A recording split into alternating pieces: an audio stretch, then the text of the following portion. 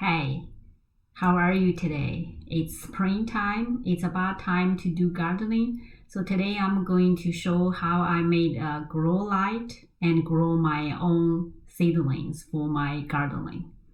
First, to make a light box, I used this two-drawer storage system, 17 inches deep, 14 inches wide, and 20 inches tall.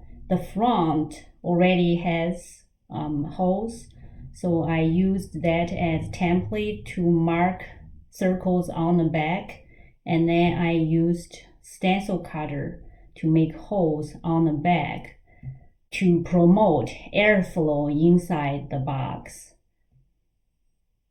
Next, I taped the inside of the front and the back of the box that has holes on them so paint won't get into the inside of the box. I spray painted the four sides of the box a darker blue color because seeds germinate faster in a dark environment, and also darker color prevents light glares on the eyes of people who live in the house.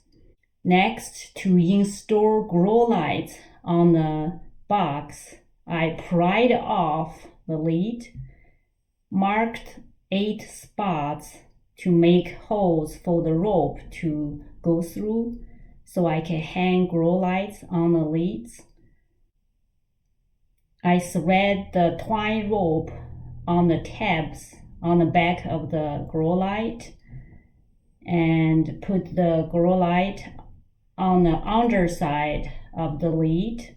I used 2 grow lights, and I'll put a link to the grow lights in the description of the video. And next, I secured the lights on top of the lid. To make seedling pots, I either use a waste bottle to make seedling pots, or I use origami seedling pots using brown lunch paper bag. Both videos are in my channel. And this drawer can hold 24 of them. Next, to germinate the seeds, I use potting mix. Add water to it according to the instruction on the bag, and fill the pots with the moistened potting mix. Next, I sow 1 to 3 seeds in the potting mix in each pot, and keep that in a warm, dark place. As soon as the seeds germinate and break out of the soil, I remove the pot to the light box. Keep the light on for at least 12 hours a day, and it's also very important to keep it in a cool place. Grow lights and cool temperature guarantees strong seedlings, like the ones on the left here. No grow light and warm temperature make slender, droopy, weak seedlings like the ones on the right here.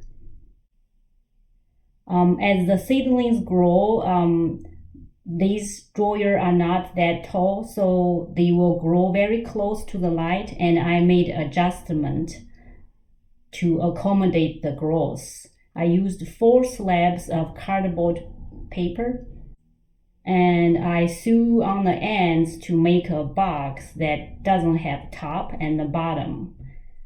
And I put that in place of the top drawer and keep the lights on the top. So that way the seedlings are on the bottom drawer and the top drawer is empty. The lights is on the top lid.